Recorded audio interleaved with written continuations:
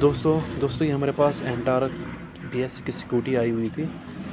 तो जब हम इसको स्टार्ट कर देते इसमें जो है अजीब किस्म की एक साउंड आ रही थी मैग्नेट साइड से। तो जब हमने इसका मैग्नेट बाहर निकाला तो ये आप देख सकते हैं इसकी मैग्नेट की क्या हालत होगी। मैग्नेट पूरा कट गया है क्योंकि इसके जो बोल्ट है वो ढीले हो गए थे। तो यहाँ पे हमने इसका जो है फिर मैग्नेट कॉइल चेंज कर दिया है और इसकी जो है चूड़ियाँ वो भी हमने सही कर दी है। तो अब आप सुन सकते हो इसकी साउंड जो है बेहतर हो गई है।